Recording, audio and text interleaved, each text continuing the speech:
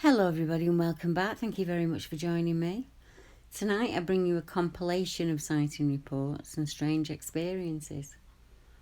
Now normally when I bring you a sighting report, sometimes reports are long and very detailed. This can be because the sighting happened over a long period of time, or it may be due to the number of events that happened during the encounter. More often than not, I receive what I would call snippet reports. Reports that happen very quickly, sometimes only for a second or so. It doesn't enable the witness to gather information or even a detailed description. But these reports are just as important. The witness is normally going about their daily business when for a split second they see something very quickly after a fleeting glimpse. Here are a compilation of those reports. The tall camel-coloured figure, 1998, Scotland. When I was 13, I was travelling to Scotland to fight in a martial arts competition. My club had hired a bus to travel up from Newcastle, and we were driving through the Highlands. I was looking out of the window and I noticed a man walking through a field. I say a man, but there was something unusual looking about him. This man must have been about 2 miles away from where I was, but he was still very tall. He must have been at least 7 feet tall, and he looked like he was wearing one of those coats that Del Boy would wear, a long camel-coloured coat, and it had a matching hood and pants, all the same colour, a tan colour. From what I could see, he looked quite slender, not the barrel-chested creatures that you hear about in the United States. I remember he had long arms, but there was nothing that looked abnormal about him. But as I say, I was observing him from quite a long way. Something stood out to me about him. I accept this could have been a farmer, but he looked so tall and had a large gait in his walk. And I've never seen one of those kind of jackets with a hood and matching pants. Also, you need to bear in mind that this happened in 1998 and few people wore them back then. Footsteps in the Snow, the Tyrrell, 1983. Back in 1983, my husband and I were stationed in Germany with the RAF. They hired holiday homes for service personnel to have a cheap getaway. One of those homes being in the Tyrrell in Australia. As we were keen skiers at the time, we chose to be up on the mountain. There is a hotel which was closed when we stayed. It must have been around Christmas time, but on its grounds of the hotel there were 5 caravans. The place was totally deserted, so we were the only people staying there. From what I can remember, we had the forest behind us and the valley in front of us to ourselves, with a view of the other mountains. We spent a day skiing and had one of those Instamatic cameras. I wore glasses then, and that night we were looking at the pictures we'd taken. There was one of me where the light had bound off my glasses, making it look like my eyes were glowing. I remarked that I looked like an abominable snowman on skis, which got us onto the subject of Yeti as we were eating dinner. We had a silly conversation and, what we'd do if a Yeti put its hand through the window and grabbed our beans on toast. My husband said he'd stab it with his plastic fork, etc. After an uneventful night, we got up the next morning and opened the door, and there in the snow were large footprints. Definitely not human, as they were too wide, and they used the whole of the foot. They led from the woods behind us, and then they circled the caravan at least twice, stopped by various windows as the prints faced towards them, then back up to the woods. We took a photo, but this has been lost due to moving many times since then. To be honest, back then we didn't take it seriously.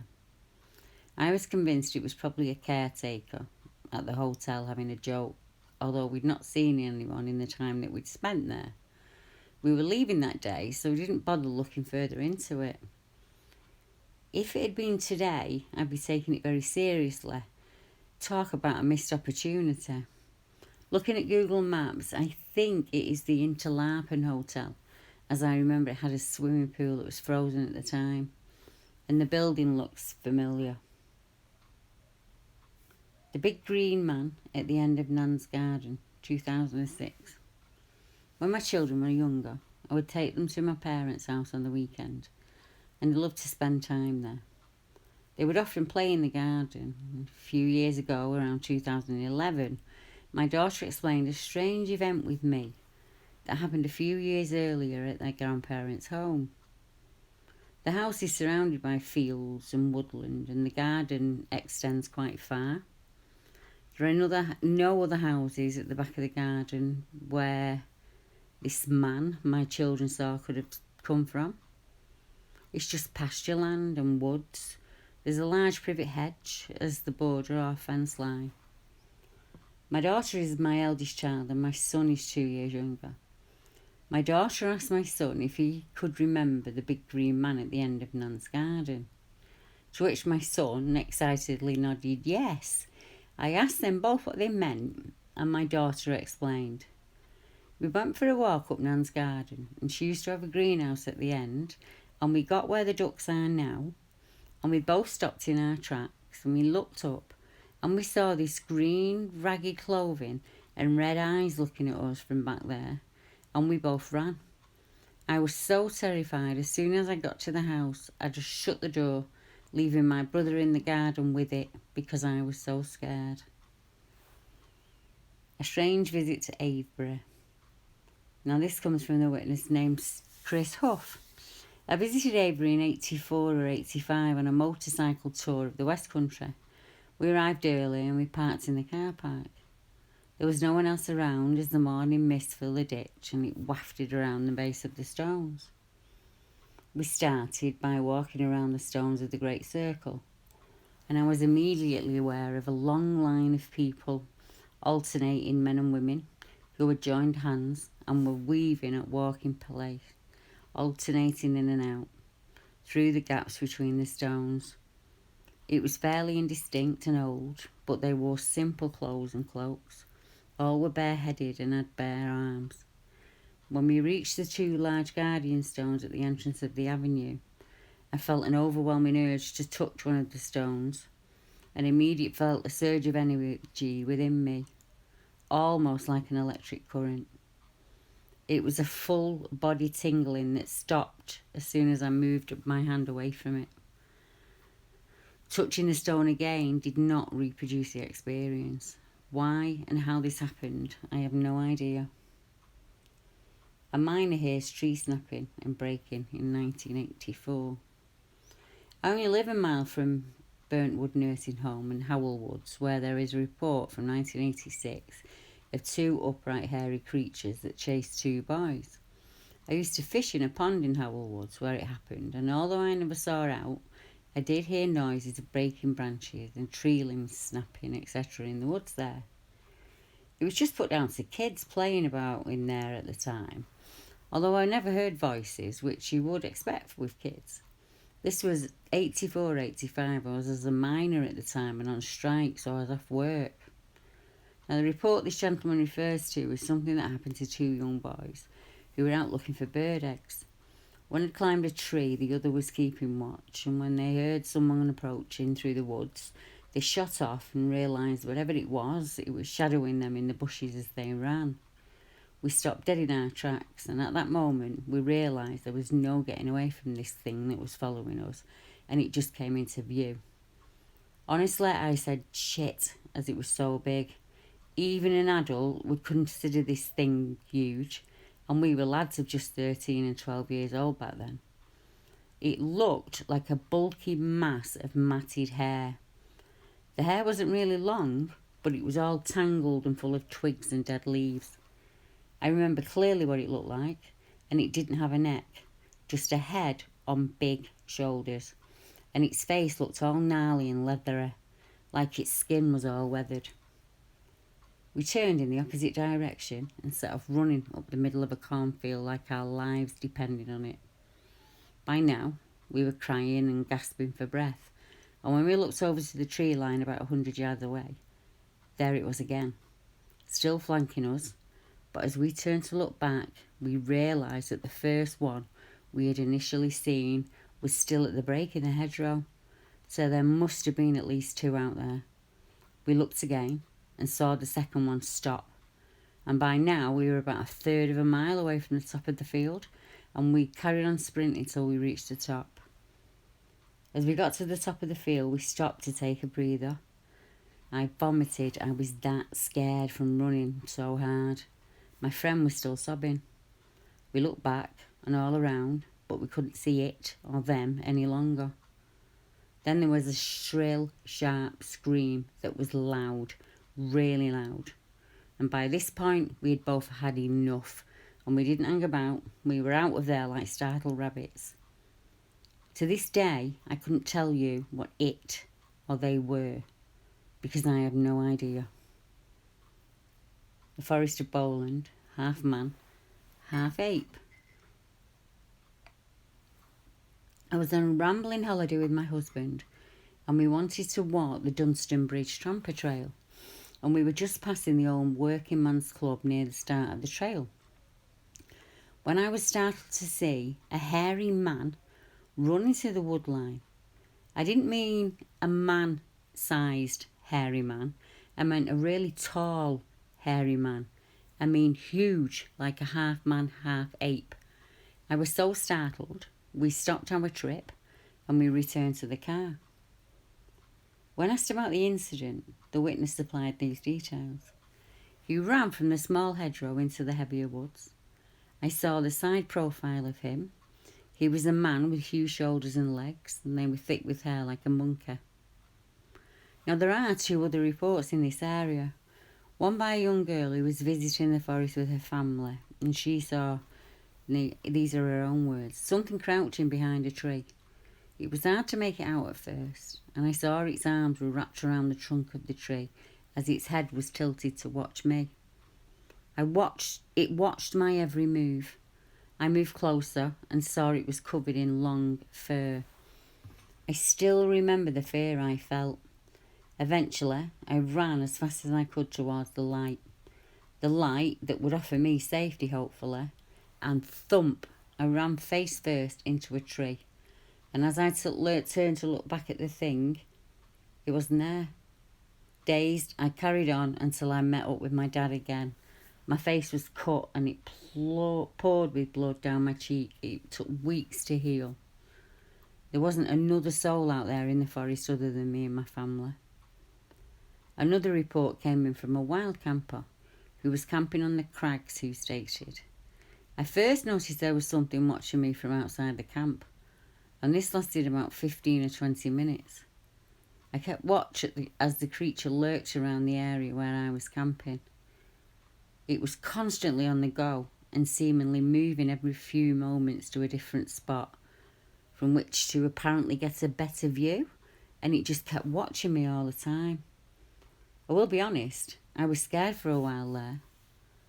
Not by anything the creature did or by any noise that it made, but it kept changing position and watching me constantly. In fact, it was very unnerving, and I was quite frightened at the time.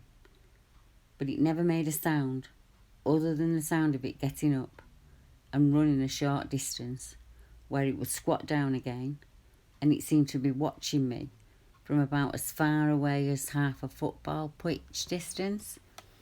It wouldn't stay in any spot for more than a few moments, and every couple of minutes at the most it would squat there, before lunging up and running off sideways to a different vantage point, where it would squat down again and peer at me. I didn't have a fire going at the time, so I was fairly well in the dark, but the sky provided a slight bit of light, just enough to see the thing as it turned around my area. From that position, it looked to be maybe 3 or 4 feet tall, but when it lurched away, it became maybe 5 foot tall, but it was still hunched. It looked like the stereotypical image of a soldier belly crawling across a World War I battlefield, trying to stay low, only moving astonishingly fast. No human could move like that. It was absolutely terrifying. And the photograph that you're seeing at the moment, the illustration, is the closest thing that the witness could get to what he saw. and the young lass who had the encounter also picked that as the closest to what she saw that day. Now, police report a strange encounter in Yorkshire. I was contacted by a gentleman by email who made a report he'd taken from his boss.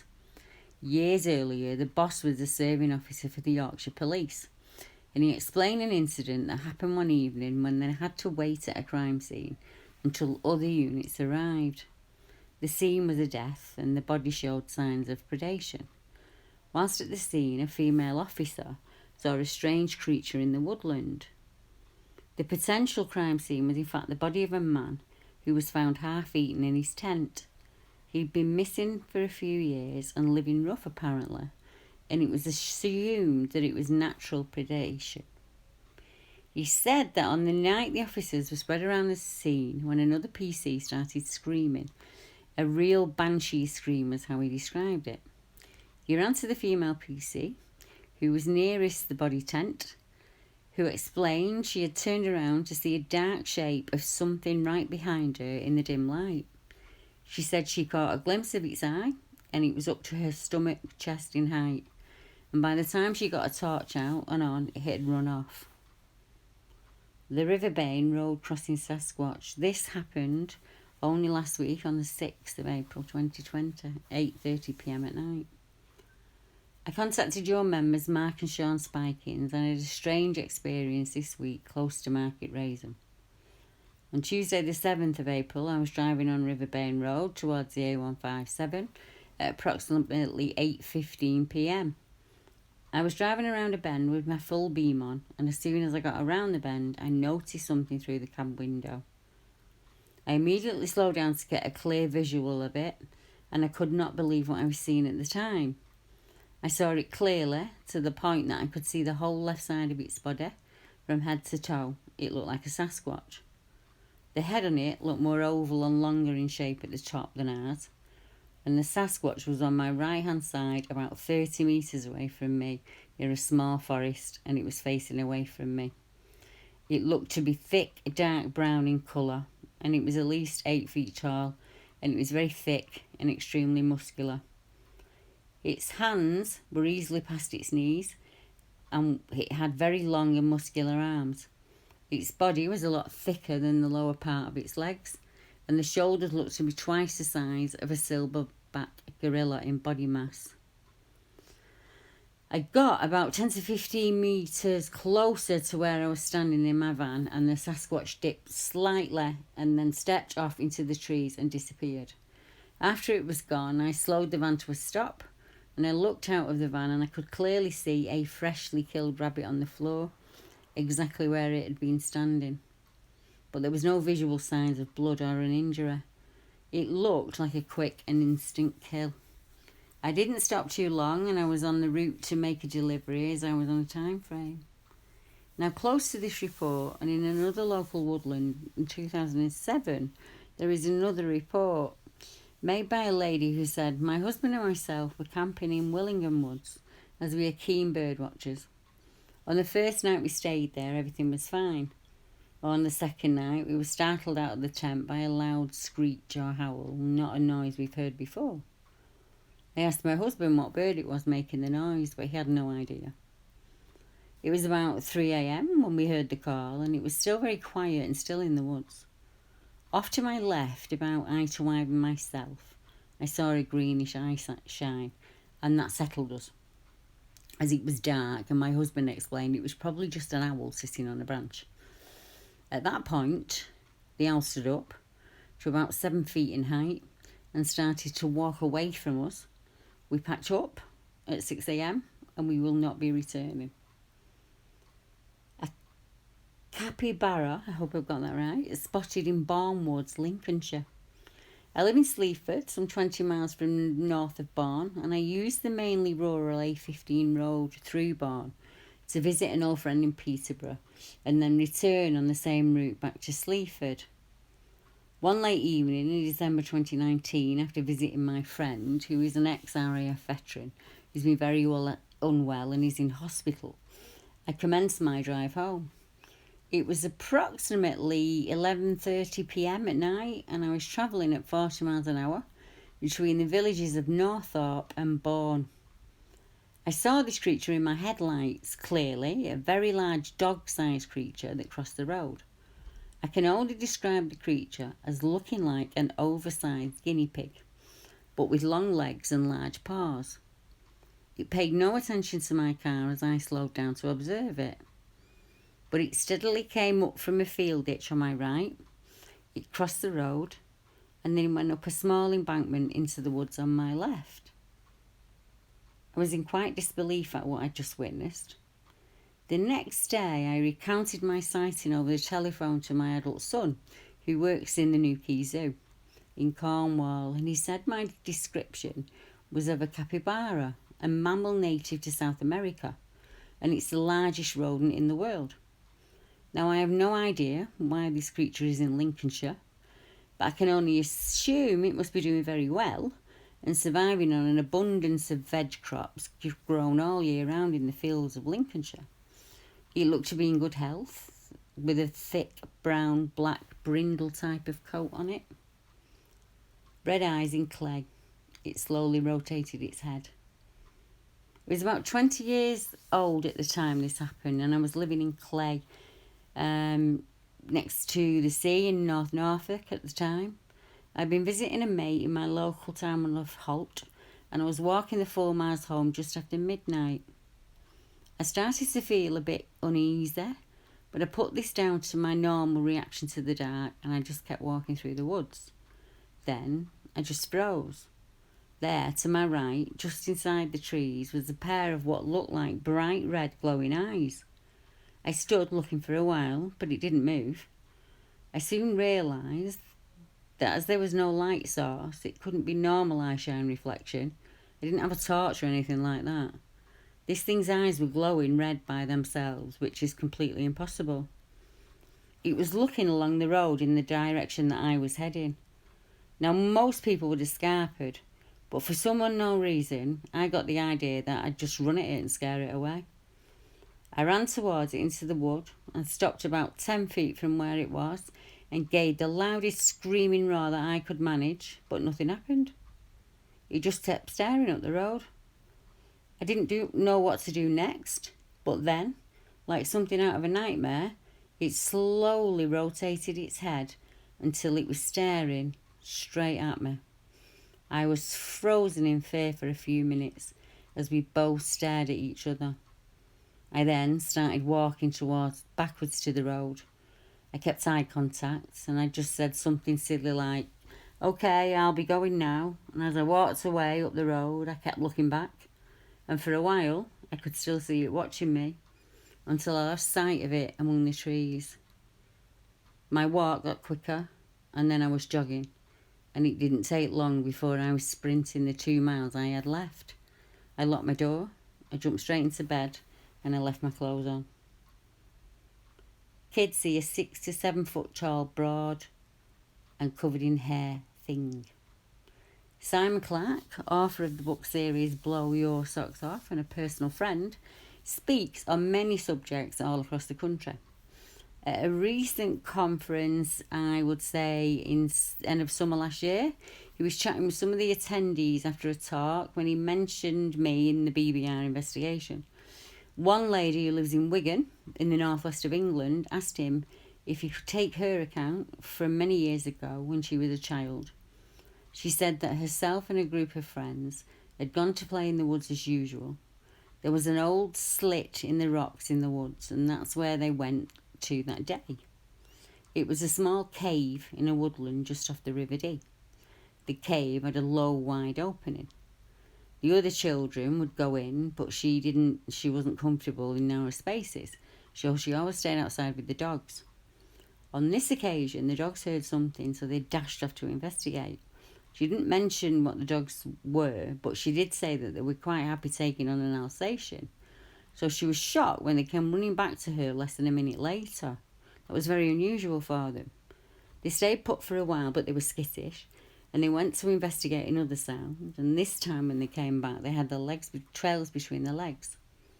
By now, all of the children had re-emerged out of the cave. They had all heard something moving in there that didn't sound right, so the kids did what kids do and started running. Running straight home would have taken them past the noise, so they had to run towards the golf club. After a while, as they were running, they all saw something impossible to explain, other than it was a it. She couldn't describe what it was, just it was running at them. It was 6 to 7 feet tall, had broad shoulders and chest, and was completely covered in hair. She said that as the dogs ran past the children, they had their tails between their legs. They left the kids, and this is, she said, really frightened her. The kids turned and ran back the way they'd come. Thankfully, they did not see anything else of this creature. A tall reddish-brown creature, Camp Mohawk, Salisbury, 1961. I had a sighting at Camp Mohawk near Salisbury in 1961 or 62 when I was 11 years old, stated the witness. I've searched for years for anyone who had a similar sighting of a very tall creature with long reddish-brown hair. He was not ape-like, not hulky and muscular, but rather stood straight and tall, and he tried to blend in with the trees. I was with 2 friends, but we did not stay in touch. Not too far away from the camp, and within walking distance, there are a number of other reported creatures. One was seen by a number of army officers on exercise, along with a mother and daughter, who saw 2 Sasquatch-type creatures crossing between 2 woodlands only a couple of years ago.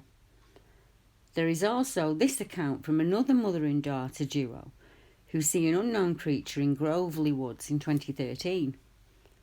Now, the witness's name is Keisha, and she was reporting on behalf of herself and her mother. I was out riding in Groveley Woods, Salisbury. It was about getting dark, so I'd say around dusk. I was on the horse, and my mum was walking along beside me. About 50 metres ahead of us, there was a very tall, large, dark figure standing there. I thought it was too big to be a person, around perhaps 2.5 to 3 metres tall, though we were relatively far away. But like I said, he was around 50 metres away, perhaps a bit less, so I'm not entirely sure. But he looked much bigger than a human male, and when this creature moved, it was in a non-human way. It moved with speed that was incredibly inhuman-like, and it moved with a sort of loping stride. When we were at the spot where we'd seen it run off, I noticed that there was no way a human could have escaped that fast, especially through the trees and scrub, since it was quite thick in there, and unfortunately I didn't have time to investigate any further, since my mum was a little bit freaked out and wanted to get away from the area. She had told me earlier on in the ride that she'd found half a deer when she was out a few days ago, and she said it had been ripped to shreds, although thankfully it was gone when we were at that part of the woods where she'd found it. The cat-headed people. This is also from my friend Chris Huff, who was a fellow witness.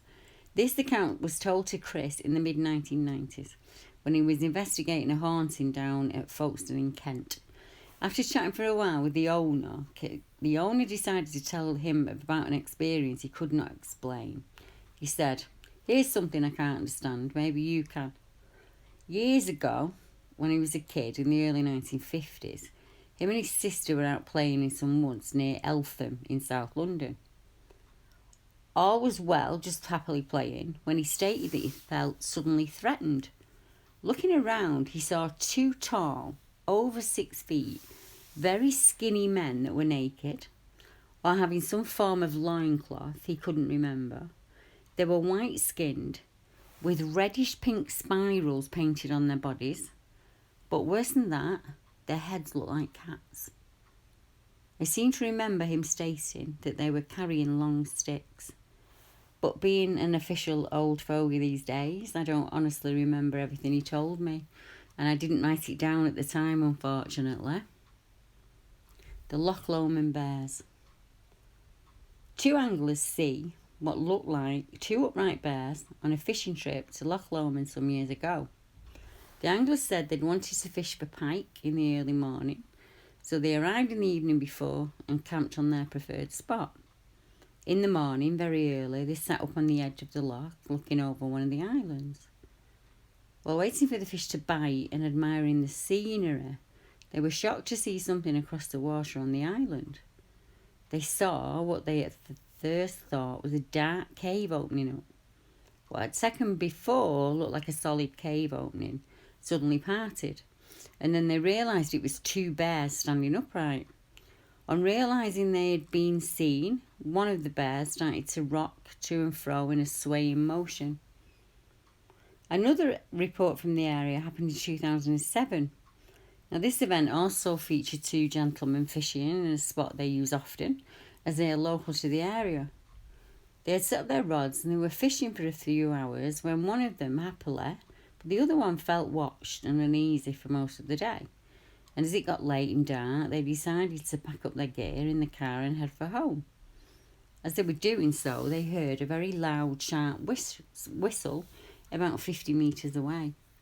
But nobody could be seen. In fact, they hadn't seen a person all that day. One of the gentlemen stated, "I packed away quickly. I heard a loud whistle about 50 metres away from us. This startled me, as I said before. I just didn't feel right. I kept feeling quite nervous and anxious to get away. And I've fished this area many times and I've never felt like this before. I didn't see anything or make out anything or anyone out. I would have put this down to an animal or a bird, to be honest. But near enough immediately after the whistle, I had a medium-sized rock thrown at my car. Luckily, it didn't hit it, or it would have caused a great deal of damage. It was a large rock. It landed with a thud, and we couldn't make out where it had been thrown or by whom.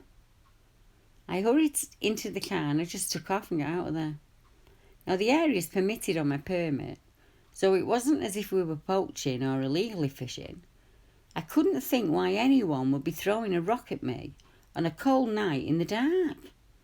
And the houses are just too far away from the loch for it to have been a dog walker. We would have seen them on the day track, or at least heard them, as they were certain to make a noise coming in and out. And we were the only ones out there on the loch that night. So as you see, I get sent some very strange tales, don't I? I have a lot more for you, and I will be bringing them to you over the coming weeks. So stay safe, everybody, and I'll catch you all next time. Good night.